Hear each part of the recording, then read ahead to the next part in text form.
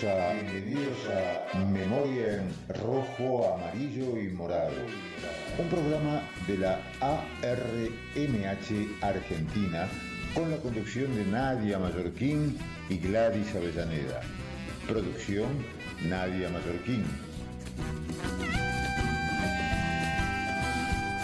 Memoria en Rojo, Amarillo y Morado por Radio Caput.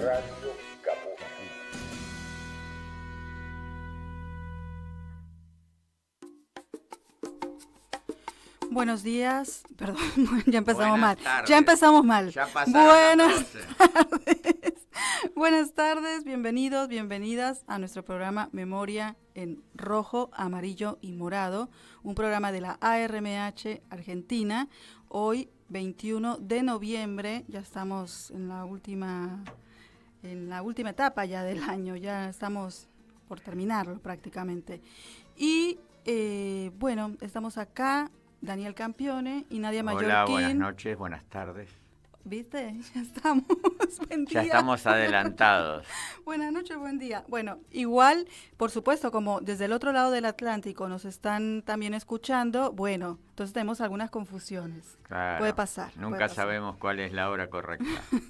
Salvo por la voz de sueño de los entrevistados, que siempre... Y claro. Algunos se nos quedó dormido alguna vez. Puede pasar. Esperemos que no nos suceda. No.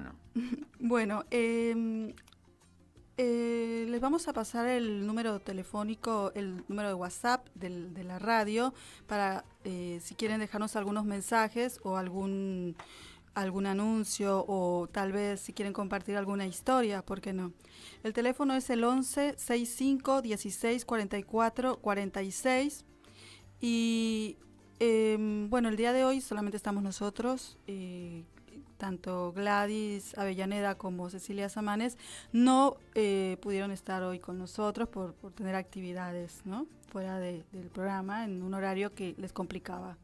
Pero bueno, le mandamos un beso y esperamos que pronto vuelvan.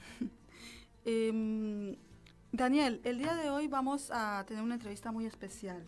Sí, relacionada con uno de los tantísimos hechos criminales de España que afectaron, como muchísimas veces, a mujeres y también, como en otros casos, a mujeres jovencísimas. Así es.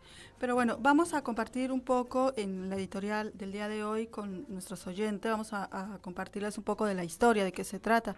Ya hemos hablado igual en programas anteriores sobre esta triste historia, esta masacre de la que fueron víctimas esas mujeres y también hombres, pero bueno, vamos a conocer un poco sobre ello, o a recordarlo más bien. Las niñas del Aguabucho y los zarcillos de Frambuesas. Zarcillos, anillos y crucifijos adornan los 9 cuerpos de mujeres jóvenes hallados en una fosa del cementerio de Cañada Rosal. 9 esqueletos y unos zarcillos de frambuesas que regresarán a fuentes en cuanto se confirme que pertenecían a las 9 niñas del Aguabucho, para las que habrá un homenaje que intente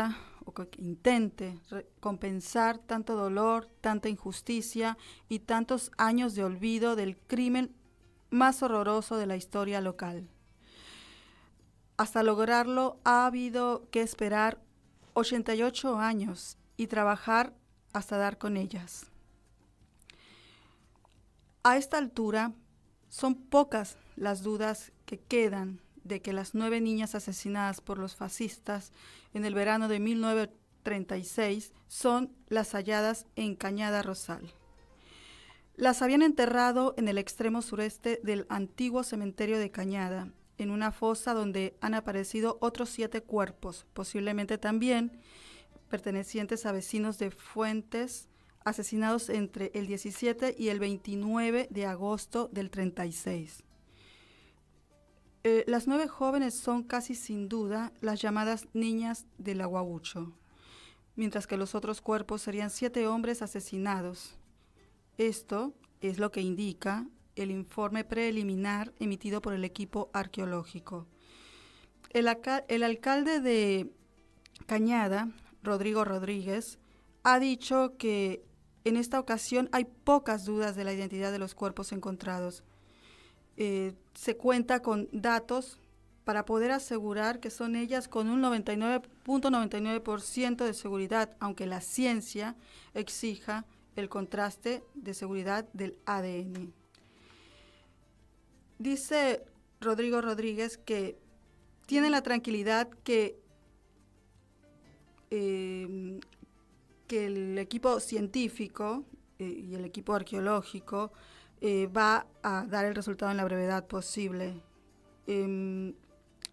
Bueno, yo quería compartir un poco sobre esta crónica porque creo que nos ayuda un poco también a poder entender un poco por qué se complica tanto esas búsquedas. O sea, si bien estamos hablando de que son pueblos, que las referencias de los vecinos, de los habitantes de esos pueblos... Se hace larguísimo y complicado. Claro, porque generalmente, como hemos dicho muchas veces en este programa, son las propias asociaciones y la propia población, junto con empresas a veces privadas, ¿no?, que son las que se encargan de hacer estas búsquedas, y hasta hace poco empezaron con la ley de memoria democrática a poder tener un apoyo del Estado, ¿no? Que igual es un apoyo, no es que el Estado busca. Claro, exactamente. No es como en Argentina, claro, como fue históricamente en Argentina. Claro, además de que el tiempo está pasando, bueno, pasa y pasa y pasa, estamos hablando de 88 años de este hallazgo. El 27 de agosto de 1936, apenas un mes después del golpe de Estado franquista, un grupo de jóvenes de Fuentes de Andalucía fue llevado en camión a la finca El Aguaucho por un grupo de falangistas. Entre ellas se encontraba María León Becerril, Joaquina Lora Muñoz, María Jesús Caro González, Josefa García Lora y Coral García Lora, todas con edades comprendidas entre los 16 y los 22 años. El objetivo de aquellos hombres no era otra que imponer el terror a través de la violación y el asesinato a modo de escarmiento para la comunidad. A las jóvenes se les obligó a preparar la comida para sus captores, quienes, tras violentarlas, las asesinaron y arrojaron sus cuerpos a un pozo. Los asesinos desfilaron luego por el pueblo, exhibiendo prendas íntimas de las víctimas en las puntas de sus fusiles, como un macabro trofeo. Ese crimen no es un hecho aislado. Dentro de la represión franquista, la violencia de género fue una herramienta de control y venganza durante la guerra y la dictadura, con el objetivo de humillar y someter a las mujeres que, por su juventud, su compromiso con sus ideas, su militancia o simplemente por su pertenencia a familias republicanas, fueron consideradas enemigas del régimen. El caso de las niñas de Aguaucho es un reflejo de cómo el franquismo utilizó el cuerpo de las mujeres como un campo de batalla, ejecutando en ellas una violencia que buscaba la anulación total de sus identidades y su dignidad. Bueno, esto es nuestra introducción a lo que va a ser nuestra entrevista del día de hoy. Bueno, vamos a escuchar ahora un audio, dos audios en realidad. Uno que nos envía, por supuesto, Susana Falcón, quien es nuestro enlace con Pepe, con José Caballero. Los escuchamos y después volvemos para comentarles algo y después, ahora sí, pasamos a hablar con Pepe. Pepe Caballero, José Pepe Caballero lleva toda su vida luchando y esa lucha ha hecho que siempre estuviera poniendo el cuerpo en la denuncia de los trabajadores y también en relación con la memoria histórica. Le viene en la sangre. Su tía abuela, Josefa González Miranda, fue una de las niñas de lo Aguaucho, esa matanza de mujeres en la provincia de Sevilla, en aquel terrible año 36. Hoy, qué honor, en Radio Caput, José Pepe Caballero. Y ahora él nos cuenta quién es. Buenas tardes, me llamo José Caballero, soy de Fuentes de Andalucía, de la provincia de Sevilla. He trabajado de jornalero en el campo y, bueno, también en otra parte de mi vida en la construcción de albañil. Empecé muy joven a militar en partidos de izquierda. Durante 12 años fui concejal en mi pueblo y llevo unos 30 años militando en el Sindicato Obrero del Campo, ahora Sindicato Andaluz de Trabajadores. En estos momentos, bueno, tengo la responsabilidad de la Secretaría de Organización dentro del sindicato y también soy familiar directo de una de las niñas del Aguaucho, uno de los episodios más horrendos de la represión franquista ocurrido en Andalucía. Y bueno, por último, decir que formo parte de la Asociación de Víctimas del Franquismo también de mi pueblo. Bueno, y en esta misma línea y en palabras de nuestro entrevistado, un fragmento de un escrito de su autoría. Qué difícil es digerir que te invadan dos sensaciones tan contrarias. Hace pocos días llamé a Carmen, la arqueóloga responsable de las exhumaciones de Cañada del Rosal. La llamé para otro asunto, pero me dijo, Pepe, hay buenas noticias al fin. Hemos encontrado a un grupo importante de personas en la nueva fosa y creemos que están las niñas del Aguaucho. Es una noticia que llevas esperando desde que tienes uso de razón, pero la escuchas y te paraliza porque hay un choque enorme entre la alegría y la tristeza.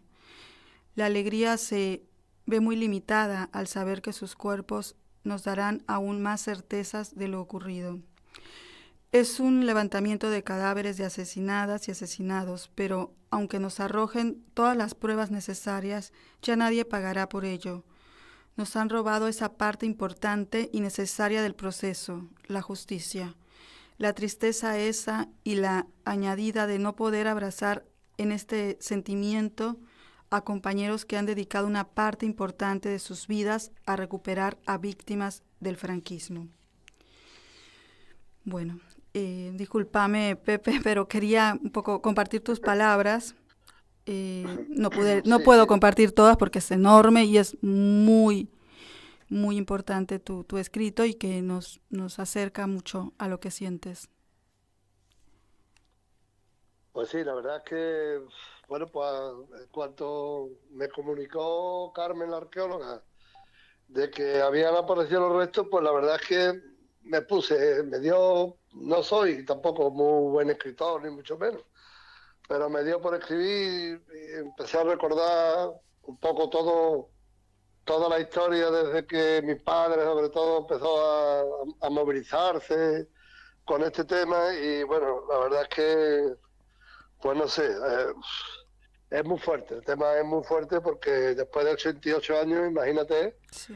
que ahora salen los restos y bueno, pues es verdad que hay dos emociones ahí muy encontradas, ¿no? Que por un lado te dan una inmensa alegría porque ha aparecido, pero por otro lado la tristeza de que, bueno, y más cuando vas y visitas allí la fosa y ves los restos de la manera que están y demás, pues la verdad es que da mucha pena, ¿no? Da Sí. mucha pena. Bueno, te damos muchas gracias por aceptar esta entrevista y bueno, nos gustaría hacerte tantas preguntas, pero vamos a ser muy, muy, muy concretos y concretas. Quisiera que nos hables primero, ¿quiénes fueron esas niñas? Bueno, eran normales, niñas, verás que no estaban tampoco. Por ejemplo, mi familiar directo, mi tía abuela, pues lo único que tenía es que el novio era del Partido Comunista, pero ella iba a las manifestaciones con él, Sí. pero ella nunca hizo prácticamente nada políticamente, ¿no? Sí. ¿Cuál es el nombre de ella? Ella es Josefa González Miranda. ¿Y qué edad tenía? Pues tenía 17 años. Menor de edad. La Guaucho, la menor tenía 14 años y tan solamente había de 9 que eran, Tan solamente había una mayor de 40 años, las demás eran todas muy jóvenes, eran de 16 a 24 años. No, perdón, de 14 a 24. Sí. Es una barbaridad porque, bueno, yo creo que conocéis la historia, ¿no? Sí, hemos compartido un poco sobre la historia, pero nos gustaría escucharte a vos, que nos compartas un poco también de, bueno, primero de todo el recorrido que han tenido que hacer para poder llegar hoy a poder confirmar esta noticia, decir, bueno, tener prácticamente la certeza de que son ellas. Bueno, que nos compartas un poco cómo ha sido ese recorrido de la recuperación de la memoria histórica, tu militancia. El recorrido ha sido muy largo, ¿no? Bueno, yo milité prácticamente desde que era muy joven en partidos de izquierda, ¿no? Sí. No sé si quizá influido por mi padre y por la historia de mi tía y de mi tío también, que estuvo en el frente de la guerra en la parte republicana. No sé si sería por eso, porque los sentimientos que uno tiene cuando ve la injusticia que hay en la vida, pues te sitúas políticamente, ¿no? Yo creo que es una necesidad que todo el mundo debe de hacerlo, ¿no? Pues a raíz de ahí, pues fíjate, 88 años, mi padre siempre, en el pueblo había al principio, cuando yo era muy pequeño, pues había mucho miedo porque todavía la gente, claro, vivía Franco, evidentemente, y la gente pues tenía miedo. Hay muchas familias que no hablaban, este tema prácticamente no se comentaba. Sin embargo, mi familia siempre lo comentó, siempre nos dijo lo que pasó, de la manera que pasó. Siempre, a mí, cuando desde pequeñito, mi padre siempre me contaba, y cuando iba yo a casa de mi abuela, pues también que era hermana, mi abuela era hermana de Josefa, de la niña del Aguaucho, pues también nos contaban toda la historia, y la verdad es que aquello a mí me marcó desde muy pequeñito. Y yo pues siempre he ido con mi padre, siempre me he movido en ese aspecto, no solamente políticamente, sino también por el tema de la recuperación de los restos. Cada vez que se ha hecho un acto, cada año íbamos al Aguaucho. La Aguaucho es una finca que hay a unos 7 kilómetros del pueblo, que al principio los fascistas, cuando la mataron, violaron e hicieron todo lo que hicieron, pues dijeron que la habían echado en un pozo que había allí en una finca, en la finca del Aguaucho. Por eso le dicen las niñas del Aguaucho, pero sin embargo mintieron también en eso. Eran criminales y mentirosos. Cogieron y la llevaron, ahora lo sabemos, ahora ya sí lo sabemos, la llevaron a Cañada del Rosal, que es un pueblo que está a unos 30 kilómetros de mi pueblo, y se ve que la llevaron allí porque el brigada que había en el mando de la parte fascista, pues era de allí, del pueblo, y la verdad es que había algunos testimonios que decían, gente que estaba en el campo, que decían que veían pasar los camiones, lo veían pasar lleno de gente, camino de Cañada del Rosal. Y claro, a mí eso siempre me quedó como, claro, ellos decían que estaba en el pozo, y incluso el pozo se excavó, ¿vale? Se llegó hasta el fondo del todo, y evidentemente allí no había nada, ¿no? Y la distancia de ese pozo, la distancia de ese pozo al lugar preciso donde lo encontraron es muy cerca, o es entre 25 y 30 kilómetros. Entre 25 y 30 kilómetros hay. Aquí fusilaron a 116 personas. De entre ellas había 27 mujeres. 27 mujeres. Y en mi pueblo no ha aparecido nadie hasta ahora. Y han aparecido en Cañada del Rosal. Fíjate tú, se la llevaron a otro sitio, y allí las fusilaban y las tiraban como cayera cada uno, porque están cada uno como ha caído, con el tiro dado en la cabeza, porque se ve claramente que tienen el tiro en la nuca, que es el tiro de gracia que le llaman, Sí. y no hay ninguna duda de que son las niñas de aquí, porque en aquel pueblo solamente fusilaron a una mujer, y aquella mujer que fusilaron en aquel pueblo, en Cañada del Rosal, pues resulta de que era una mujer mayor, ya tenía unos 50 años, y claro, las niñas eran muy jóvenes, y los arqueólogos y los forenses de momento saben aproximadamente la edad que tenía cuando la mataron. Y dicen que evidentemente todavía el ADN está en proceso de verlo, de verse el tema de comprobarlo, pero ya me han dicho claramente que 99,9% de que son ellas.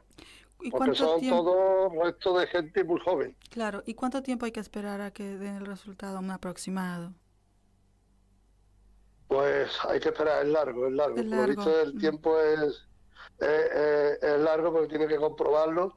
Y además aquí donde estamos nosotros, que estamos en Andalucía, Sí.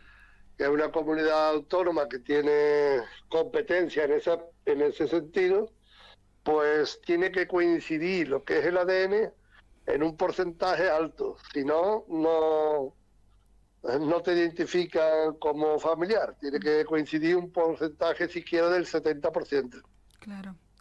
¿Vale? Pepe. Entonces, claro, pero está claro que son ellas y espero que coincida el ADN. El ADN se lo sacó mi padre hace ya bastante tiempo, al principio cuando empezó a moverse todo esto, porque aquí lo que ha ocurrido en España es que esto viene tarde, pero más que tarde, porque, verás, esto en los años 80, cuando ya se consolidaba la democracia y la izquierda llega al poder, pues cuando tenían que haber empezado con estos temas, no ahora, Claro. 88 años después.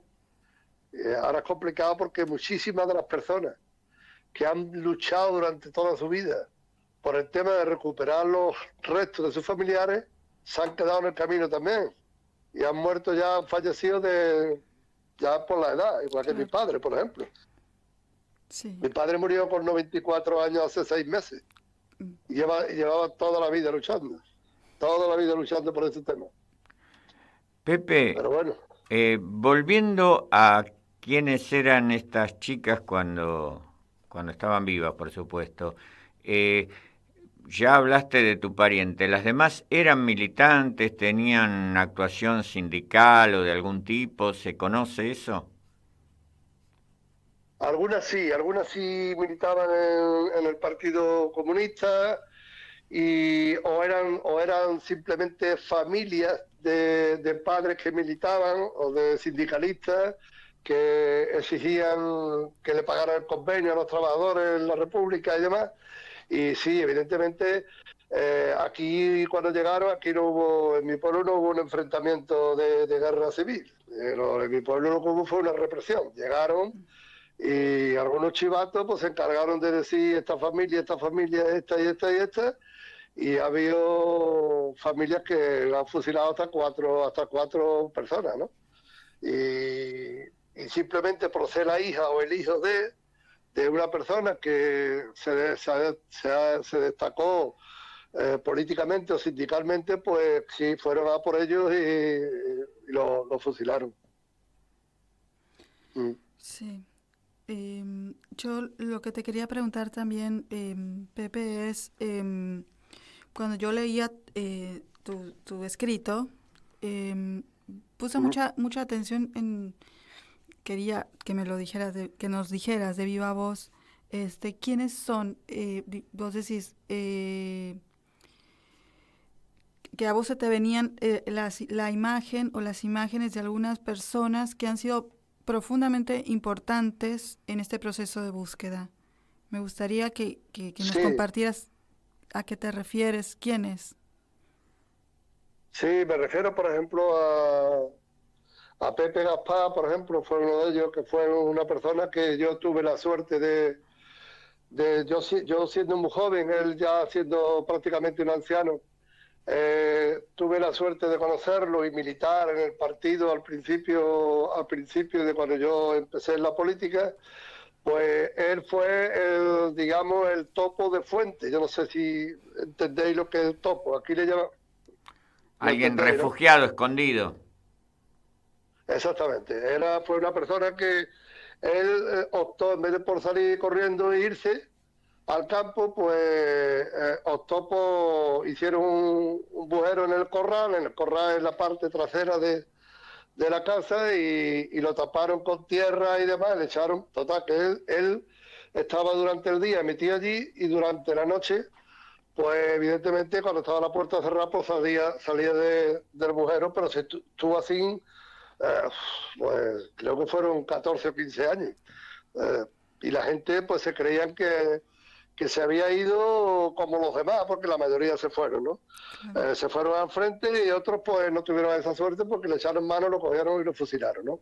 Esa persona a mí me marcó porque él siempre me hablaba del tema de la República y de la represión que hubo, del tiempo, de lo que tuvo él que pasar, porque fíjate tú, fijaros que tiene este hombre, por ejemplo, tiene para escribir un libro o para hacer una película, porque fíjate lo que pasó. En el transcurso de los 14 años que él estuvo encerrado en su casa, pues claro, pues hacía vida normal. Por la noche hacía vida normal, por de día pues cogía y se escondía. Y la casa la registraron un montón de veces. Pues, sin embargo, no llegaron a descubrirlo. Pues claro, como él hacía vida normal durante la noche, pues resulta de que la mujer pues se quedó embarazada. Fíjate tú el problema, ahora se queda la mujer embarazada y todo el mundo se cree que está en el frente y que no está, bueno, que está en el frente, que o murió en el frente, estaba desaparecido. ¿Y qué es lo que hicieron? ¿Qué se le ocurrió a la mujer y a la madre para encubrirlo? Fue un escándalo, porque se pelearon la madre y la mujer, se pelearon en la calle, pero pelearse de verdad, tirándole de los pelos, diciéndole una a la otra que fíjate lo que le ha hecho, que mi hijo sabe de dónde está, que para acá, que para allá, y tú lo que has hecho, para cubrirlo a él. No sé si me estoy explicando, pero sí. Es una historia un poco... es fuerte, ¿no? Muy fuerte. Consiguieron que la gente del pueblo y los fascistas consiguieron de que, bueno, que se lo creyeron. Hicieron también el papel que se lo creyeron. Hasta que cuando salió, pues claro, más de uno se quedó de piedra. Y fue una de las personas que me marcó. Otra de las personas que me marcó fue, por ejemplo, el Cojo Golondrina, que aquí le decían el Cojo Golondrina porque era un mote que tenía, y el hombre era cojo porque le dieron un tiro en el frente y quedó lisiado de la pierna izquierda, ¿no? Uh-huh. Pues también personas así son las que tuve la suerte, porque para mí fue una suerte de poder convivir con ellos, y bueno, y a manifestaciones. Yo era prácticamente un crío, pero la verdad es que, bueno, me llenaron de una satisfacción grandísima porque me inculcaron quizá los ideales de izquierda, ¿no? Sí. Para mí fue muy fácil porque lo sentía y lo compartía, y bueno, y me gustaba y me sentía feliz con ellos, ¿no? Y a ellos pues la verdad es que les gustaba mucho juntarse con la gente joven y hablar de la República, de la guerra, de todo lo que ocurrió aquí en el 36, ¿no? Y bueno, me he encontrado con bastante gente. Te he dicho dos, te puedo decir muchos más, pero vamos, me he encontrado con muchos que pelearon, que volvieron, como por ejemplo Juan Calderón, que era un socialista que tuvo que irse huyendo por los tejados porque lo iban a fusilar. Vamos, le pegaron un tiro, pero él pudo escaparse. Estuvo en el frente durante toda la guerra. Después fue a Francia, donde estuvo también allí, bueno, tal como a los españoles cuando llegaron a Francia al principio, los metieron en campos de concentración, en las playas, y algunos de ellos murieron allí incluso de hambre y de frío. Este hombre pasó todas esas calamidades, superó a la muerte de Franco y volvió al pueblo ya de anciano, y la verdad es que también con él hablaba mucho de todos estos temas, ¿no? Y son personas que a mí pues me han marcado de por vida. Bueno, Pepe, la verdad que esta historia es muy intensa, muy fuerte. Yo lo que quería saber también es si había algún material tipo documental o algún libro sobre esta historia.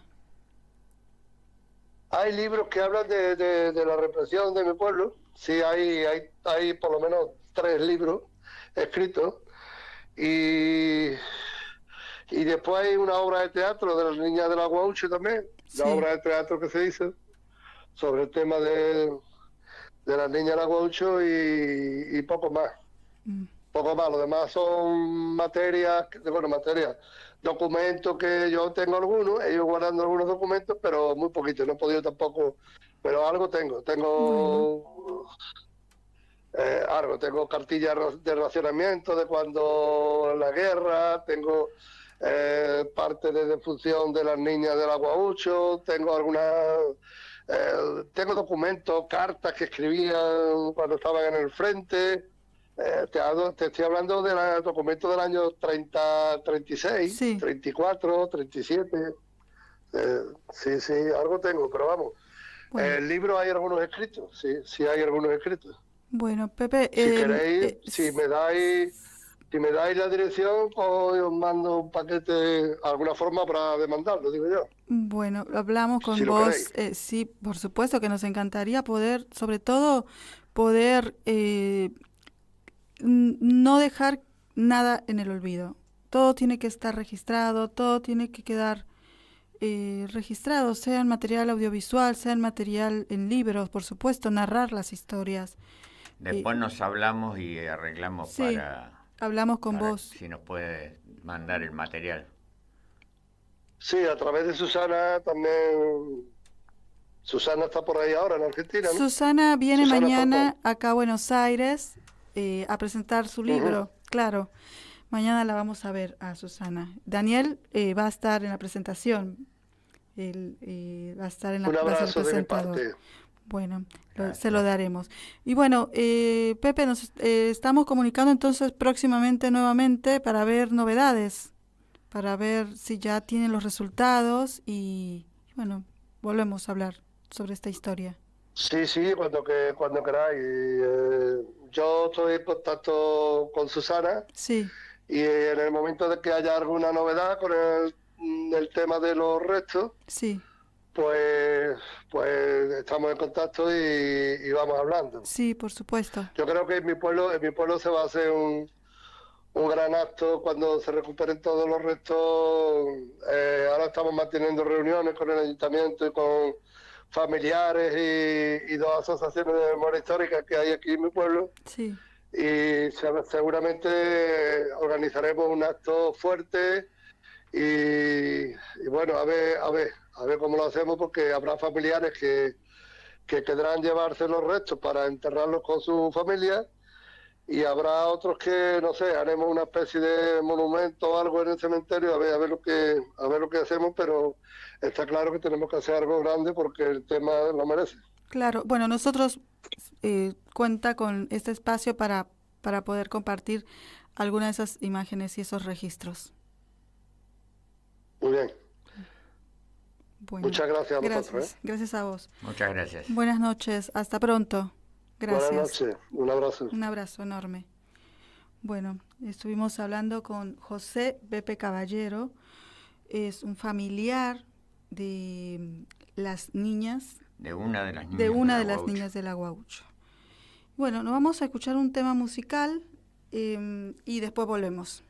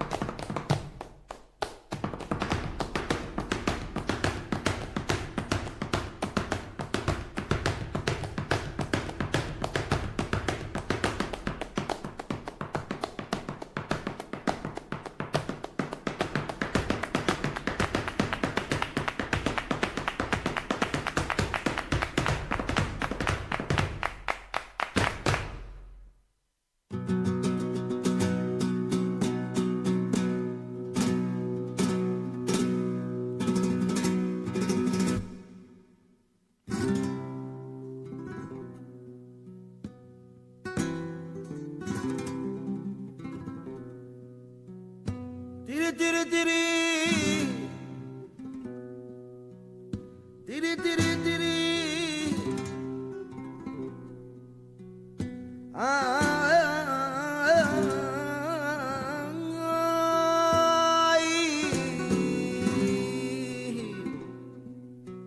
ya, ya.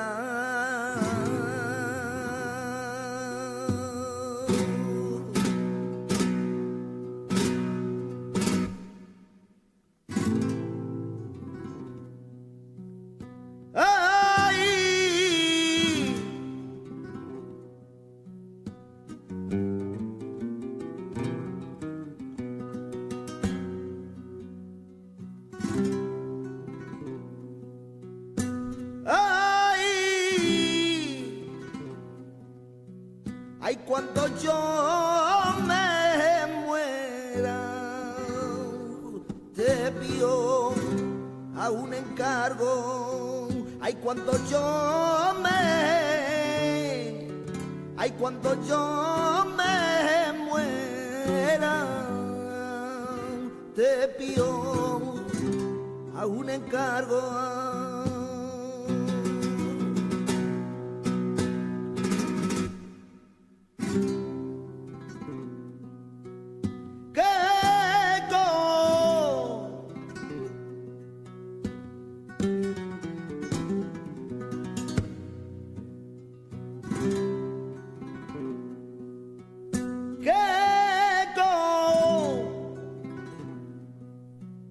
La trenza de tu pelo me amarré mi mano Duruti.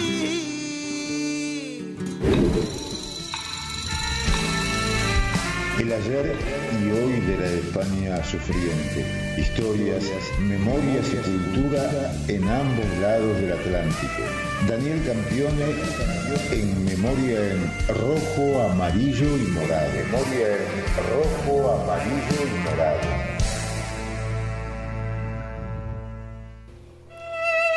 Bueno, hoy en la columna de Daniel Campione vamos a hablar sobre Durruti, un guerrero del anarquismo español. Efectivamente, recién escuchábamos una bonita canción de raigambre flamenca alusiva a Buenaventura Durruti, del cual se cumplieron años de su muerte el 20 de noviembre, es decir, el día de ayer. Lo de Durruti, guerrero del anarquismo español, es o pretende ser una síntesis de lo que fue su vida, porque su ocupación principal, su pasión, su empeño constante fue luchar con las armas en la mano la mayor parte del tiempo por la causa de la anarquía, la idea, como la llamaban los libertarios, los verdaderos libertarios, claro, no los que han usurpado ese nombre en estos últimos años. Muy importante eso que marca Daniel, porque verdaderamente es eso, es una usurpación de lo que es el concepto y el término ser libertario. Exacto, por eso algunos prefieren llamarlo libertarianos, que es un nombre que suena un tanto extraño y hasta peyorativo. Claro.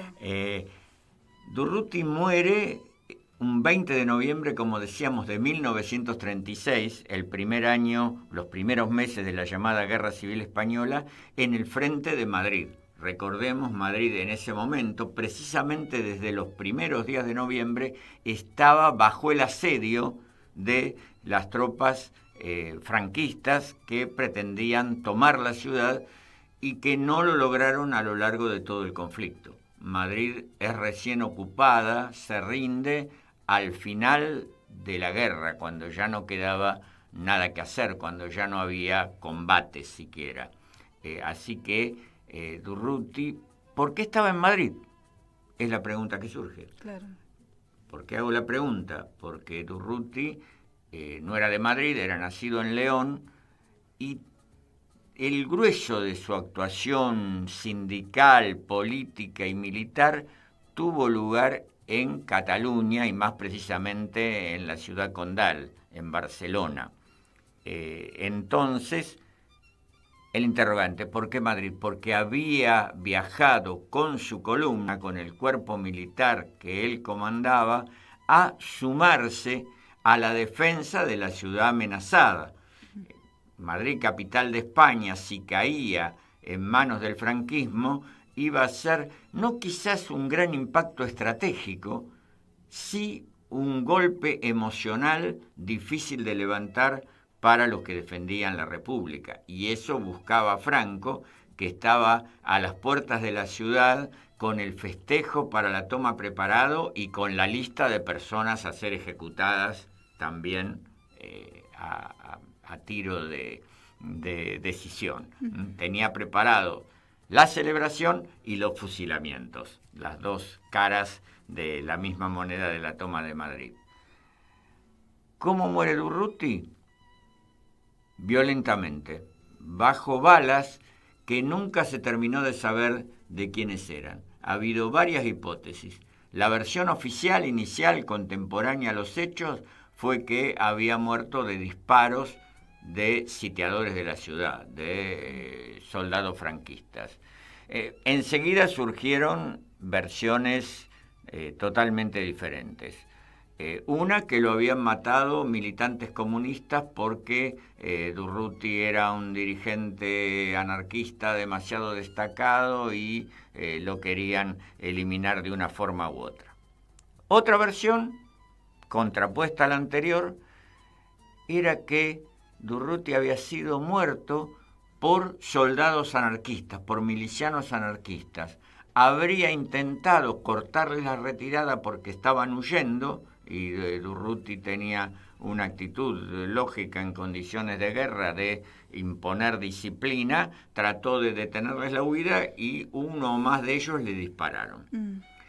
Ahora hay otra versión que ha tendido a imponerse ya desde hace un tiempo, a ser la de más crédito, la más respetada, que es que fue una muerte accidental con la propia arma que llevaba Durruti en ese momento, que era una especie de rifle bastante precario, muy inseguro, al que le aplicaban el mote de naranjero, y parece que el arma se le disparó a Durruti al bajar del auto en el que venían transportándose. Las otras versiones quedaron un tanto descartadas, sobre todo la inicial, la de los soldados fascistas, porque había una distancia desde donde había soldados del otro bando apostados a donde estaba Durruti, que hace poco verosímil que haya sido esa la causa de muerte. ¿Qué edad tenía Durruti? Durruti tenía casi justo 40 años, había nacido en 1896 y tenía más de 20 años de militante libertario. Y vamos a repasar un poquito la vida de Durruti. Él nació, como adelantamos, en una familia de la provincia de León, en el centro norte de España, una familia obrera, y concurrió a la escuela, sabía leer y escribir desde niño, y a los 14 años se dedicó a trabajo como obrero en tareas manuales desde el comienzo. Hizo el aprendizaje como mecánico y tornero, es decir, en la industria metalúrgica. Muy tempranamente se involucró en huelgas y en distintos tipos de reclamos y conflictos. Fue despedido más de una vez. Al parecer nunca dejó de luchar, nunca se hizo el propósito de no volver a militar. Tuvo un paso por el gremio ferroviario, que también terminó en su despido y en la expulsión del sindicato respectivo, ya que había actuado nada menos que en una huelga revolucionaria que intentó derrocar al entonces gobierno de la monarquía española, y que fue en 1917, el año de la Revolución Rusa. Fue antes de la Revolución Rusa, no después, pero bueno, ya con toda la efervescencia que venía ya de los bolcheviques procurando una salida revolucionaria en Petrogrado. Poco tiempo después, Buenaventura Durruti se marcha a Francia. ¿Para qué? Para eludir el servicio militar. Esto era muy frecuente porque los jóvenes anarquistas repudiaban por completo la posibilidad de estar bajo bandera, de estar bajo el mando de oficiales a los que despreciaban y de una disciplina que consideraban opresiva e inhumana. Claro. Así que él se marchó a Francia, permaneció allí un tiempo, el indispensable para que se disipara la posibilidad de que lo reclutaran, vuelve y ahí define su perfil político de otra manera. Él hasta ese momento era afiliado de la Unión General de Trabajadores, la central orientada sobre todo por los socialistas. Y a esa altura, ya por 1919, pasa a la Confederación Nacional del Trabajo, la CNT, central liderada por anarquistas y por sindicalistas revolucionarios, a la que pertenecería hasta el final de su existencia. Actúa en otro lugar de concentración minera y metalúrgica, La Felguera, una localidad de Asturias. Allí finalmente lo detienen y lo acusan por su deserción del servicio militar y vuelve a pasar a territorio francés. Pero no pasa mucho tiempo. Se incorpora o se reincorpora a la central anarquista en Barcelona y un tiempo después pasa definidamente a la lucha armada. En 1922 se forma un grupo de larga fama, su leyenda llega hasta nuestros días, que era integrado por Francisco Ascaso, gran amigo de Buenaventura, Juan García Oliver, el insólito ministro de Justicia de la República, que había pasado más tiempo preso que en libertad e irónicamente fue ministro de Justicia, y Ricardo Sanz, otro dirigente destacado y también muy, muy cercano a Durruti. El grupo se llamó Los Solidarios y se volcará a las expropiaciones. ¿Qué eran las expropiaciones? Asaltos de bancos, de empresas, donde hubiera mucho dinero y donde se pudiera perjudicar de alguna manera al gran capital. Asaltan una sucursal del Banco de España en Gijón con éxito. También se les atribuye un desliz, una tarea no expropiadora, que fue el asesinato del cardenal de Zaragoza, Juan Soldevilla, que parece ser que era furiosamente antiobrero y de simpatías fascistas o de extrema derecha muy claras. Pero no quedó, al menos en ese momento, en total evidencia si habían sido ellos los que ejecutaron al cardenal. Era época en Cataluña de una guerra de clases despiadada. Actuaban los sindicatos libres, que eran una creación, una hechura de las patronales para combatir a las verdaderas organizaciones obreras, a las que tenían perspectivas combativas y clasistas. Estos sindicatos libres tenían lo que se llamaban los pistoleros, que se dedicaban a sembrar la muerte entre los activistas de la CNT. Eran una banda de asesinos, no se le puede dar ningún nombre más amable, y ante ello era indispensable la organización armada de los trabajadores para ejercer la defensa, la autodefensa, y que el movimiento obrero no resultara aplastado.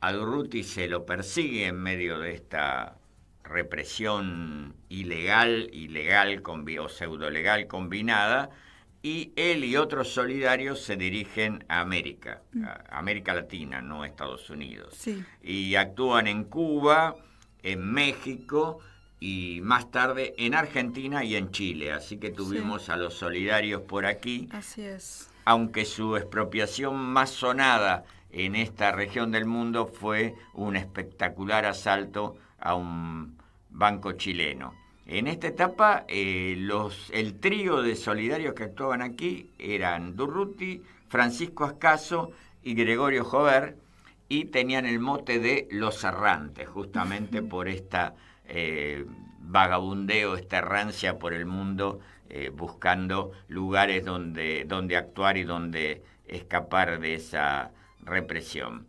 Esto demostraba aparte el espíritu internacionalista. Podían luchar en cualquier lugar del mundo. Esto era producto de las necesidades, del azar, del imperativo de escapar de las fuerzas de la burguesía. Regresan a tierra española tiempo después. ¿En qué año aproximadamente? A fines de los años 20, y luego de que se proclama la República en abril de 1931, Durruti hace lo suyo y participa en una insurrección anarquista que tiene epicentro en un pueblo catalán llamado Fígols. Es detenido por estos hechos y desterrado a Guinea Ecuatorial, en lóbregas prisiones del norte de África. Guinea Ecuatorial era una colonia española, no tan conocida como Marruecos, pero era utilizada, entre otros menesteres, como prisión de rebeldes. Claro. ¿Cómo andamos de tiempo, Nadia? Tenemos todavía 3 minutos, ¿es poquito? Tomamos 3 minutos. Pueden ser 4. No, vamos a tomar 3 minutos, así por ahí nos queda algún minuto más para el que estás leyendo. Sí. Si no, lo dejamos para la semana que viene. Es interesante saber qué pasó cuando comenzó la llamada Guerra Civil Española. Claro. Y allí él y sus amigos tienen protagonismo justamente en la exitosa resistencia obrera y popular contra el golpe que se da en Barcelona, donde los militares alzados se rebelan prácticamente todas las guarniciones militares de Barcelona, no la policía, no la Guardia Civil y la Guardia de Asalto, que quedan en gran parte o en su totalidad del lado de los defensores de la República, y esas masas mal armadas, con el apoyo de fuerzas mal llamadas de seguridad, logran evitar el triunfo de la reacción y liberar a Barcelona y producir la rendición de los insurrectos, de los sediciosos. Y allí se dan varias circunstancias muy especiales. Una, que muere en el asalto a un cuartel Francisco Ascaso, que era gran amigo de Durruti, ya lo mencionamos. Y otra cuestión bastante particular es que los anarquistas aceptan la permanencia del gobierno de la Generalitat, del gobierno nacionalista, burgués en la terminología de los anarquistas, que en un momento les ofrecen el gobierno, seguramente por una cuestión táctica para que lo rechacen, y efectivamente no quieren hacerse cargo del poder estatal. Eso iba frontalmente en contra de la tradición anarquista, y queda el gobierno encabezado ya a esa altura por Luis Companys, y se forma un comité central de milicias antifascistas, que son un poco el respaldo político-militar de ese gobierno de la Generalitat y en gran medida el poder efectivo en Cataluña. Pero ¿qué hace Durruti mientras tanto? No se queda en Barcelona, se larga al frente con el objetivo de liberar Zaragoza, que era un bastión anarquista, pero por una serie de desinteligencias había quedado, y de hecho queda hasta el final de la guerra, en manos de los franquistas. Querían reconquistar Zaragoza, no lo logran, pero sí ocupan una buena parte del territorio aragonés, no las principales ciudades, pero sí pueblos y pequeñas localidades, y allí establecen prácticamente la sociedad de la libertad, dejan abolida la propiedad privada, se colectiviza la producción agraria, se establece un poder comunal, un dominio de todos los integrantes de la aldea, del pueblo, de la comarca correspondiente, y es una experiencia que ha quedado en la historia, que es estudiada hasta el día de hoy como un ejemplo casi inimitable de democracia de masas y desde abajo, de autogobierno y de, podríamos decir, reversión completa de las relaciones de producción, de la estructura social imperante hasta ese momento de tipo capitalista. Claro, tipo más horizontal, en este todo caso. Más horizontal, todo colectivo, el trabajo como una tarea en común, sin patrones, sin jefaturas inamovibles, sin cargos que no pudieran ser reemplazados en cualquier momento. Sin una élite que Claro. fuera la que bajara, digamos, la línea de lo que debía Claro, ser. exactamente, sin una élite dominante, sin una clase dominante que queda suprimida en la práctica por este proceso de colectivización. ¿Cuánto tiempo duró esto? Esto duró hasta septiembre aproximadamente de 1937, cuando es suprimido por el general Lister y las fuerzas que respondían al gobierno de la Generalitat y al Partido Comunista, ahí queda trunca esta experiencia, o sea que duró apenas un año a lo sumo, pero ese corto tiempo alcanzó para que quedara en la historia. Y en medio de esta experiencia de Aragón, Durruti estaba al mando de su propia columna en todo este proceso, que se llamaba justamente Columna Durruti, y allí fue lo que contamos al principio.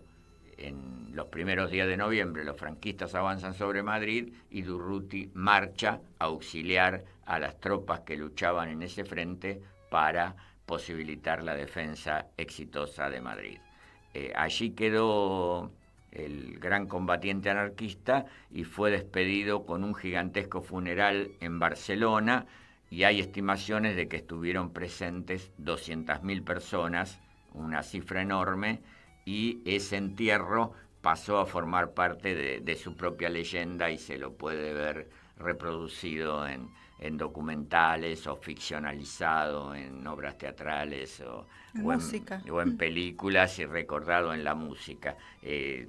Como suele ocurrir con quienes mueren en plena juventud y en el núcleo de su actuación, Durruti quedó de alguna manera, como si no fuera un término un tanto frívolo, diríamos como un ídolo. Como un símbolo. Como ¿no? un símbolo de la Revolución Española, como un símbolo del anarquismo hispano en general y catalán en particular. Y como un representante real libertario. Claro, como un representante del real espíritu libertario que no es partidario ni del mercado ni del Estado, sino de, como decían los anarquistas, la asociación libre de los productores libres. Así es. Bueno, nuestro enorme tributo a Buenaventura Durruti. Exactamente. Y vamos a escuchar un tema breve, no lo vamos a escuchar completo, y volvemos.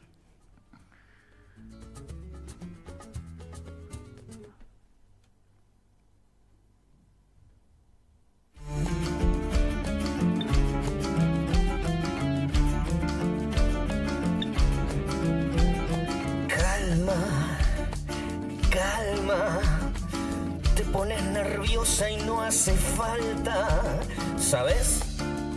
Hay una familia que espera un bebé como el que tenés. No hace falta gritar ni ponerse a llorar, solo decir la verdad.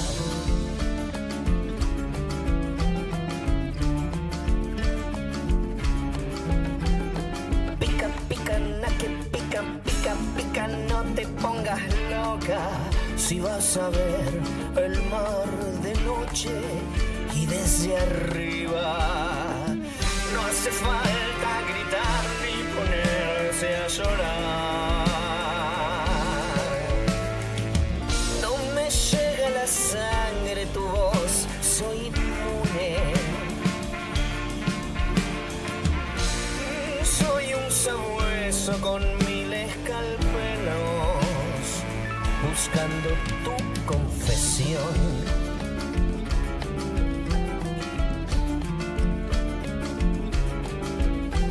Yo soy bueno, acá el que es malo es el cabo primero.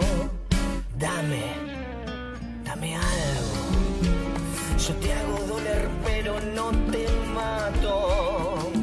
No hace falta gritar ni ponerse a llorar.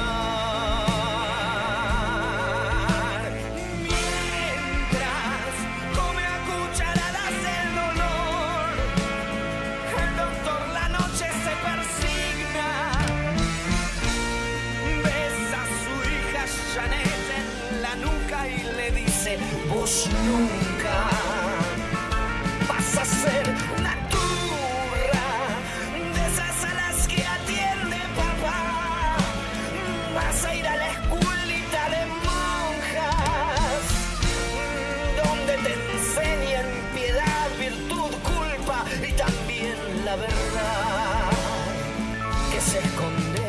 que no está.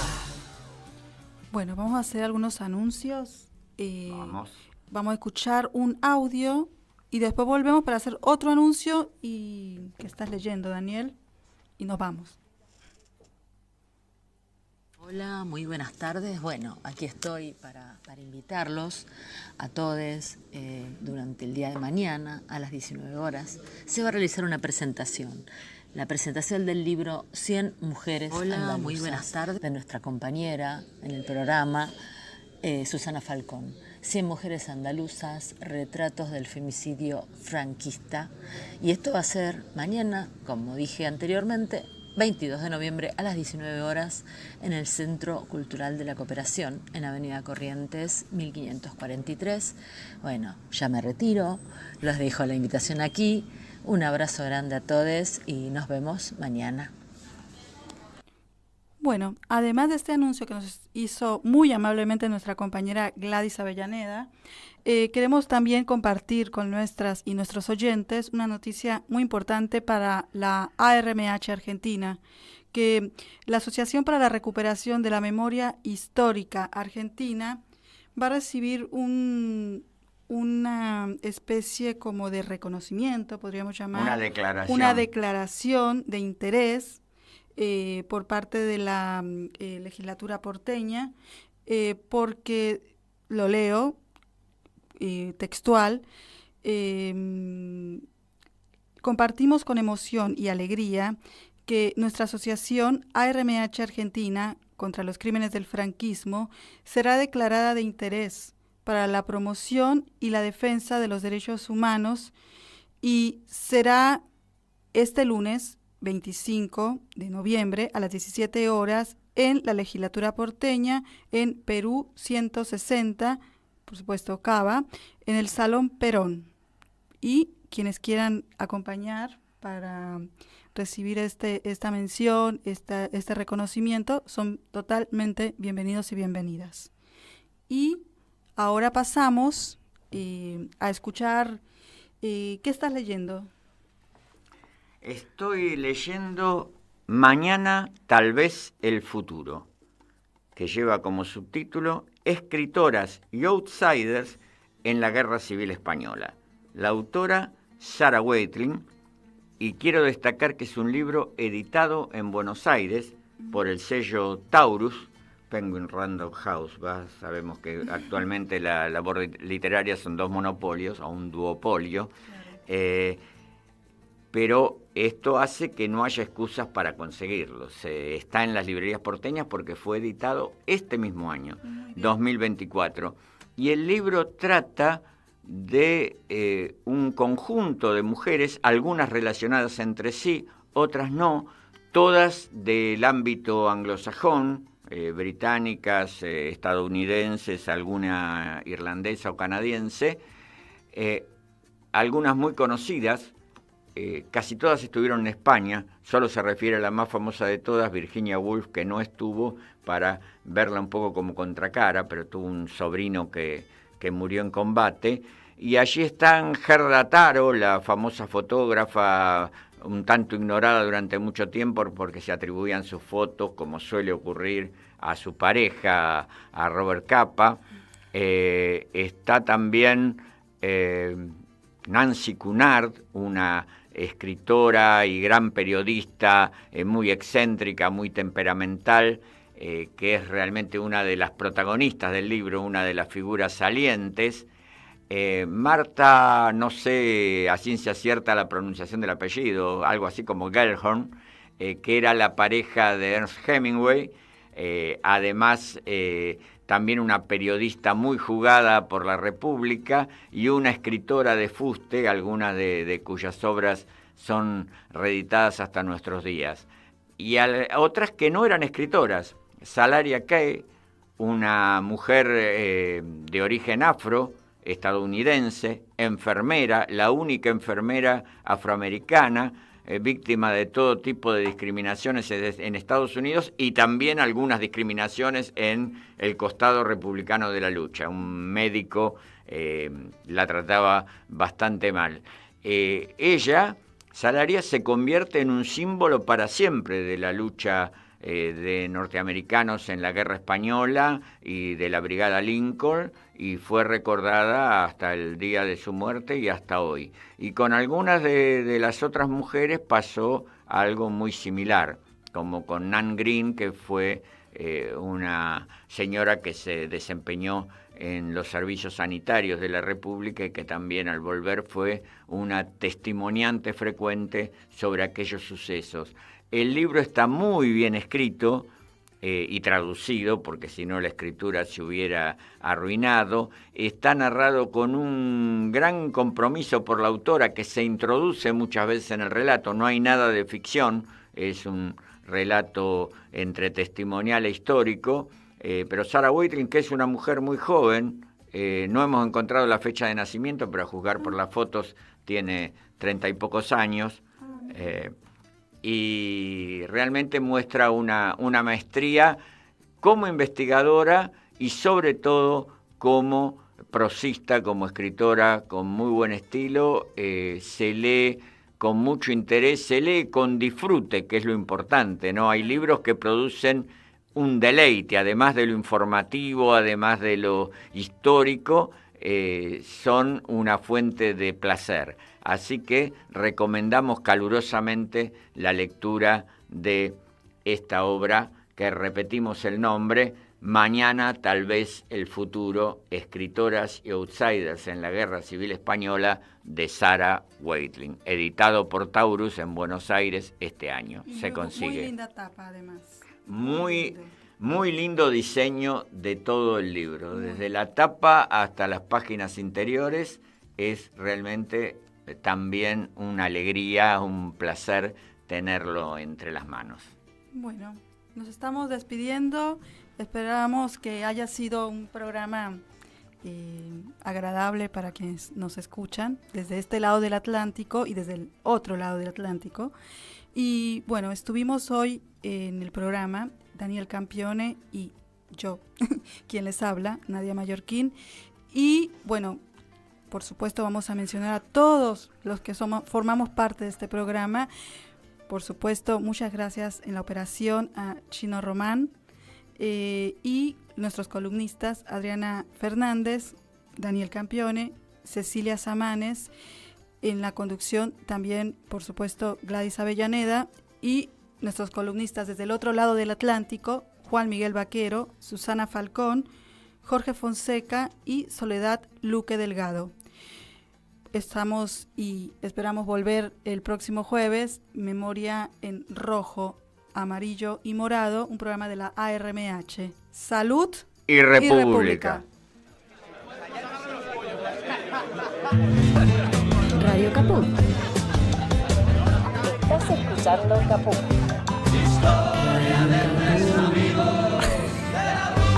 Radio Caput.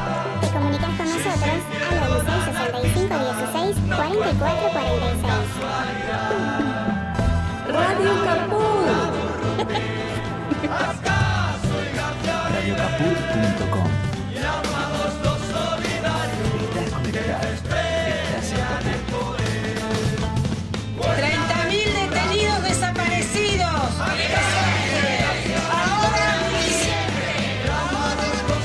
Ahora y siempre. Un espacio para la memoria, por la verdad y la justicia. Un ámbito de reflexión sobre los derechos humanos. Para pensar qué pasa, la ciudad, qué puede pasar. Se acabaron en la cárcel, no fue por casualidad. Buenaventurado Rodríguez, Ascaso y García Nivel. 3 hojas de trébol negro, con el viento del poder. Siguiendo con su costumbre de burlar la autoridad.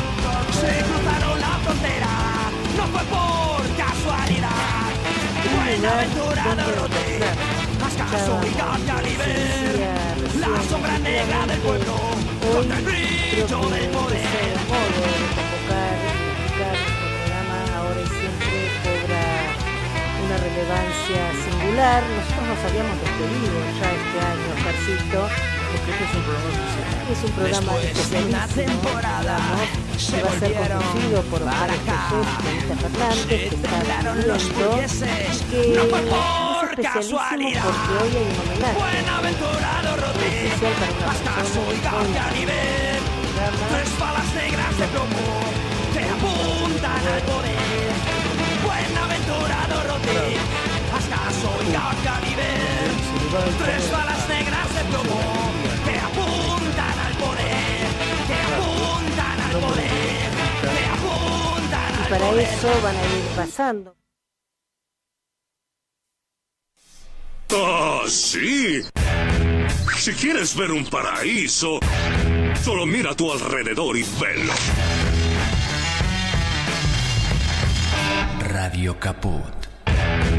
Desde el lugar de las utopías. Vuelve el calor, vuelve el mosquito. Para prevenir la propagación del dengue, hay que impedir que el insecto se reproduzca. Evita la acumulación de agua en todos los espacios de tu casa. Municipio de Morón, corazón del oeste. ¿Querés arrancar la mañana bien informado? Infosiberia, las noticias en tu celular.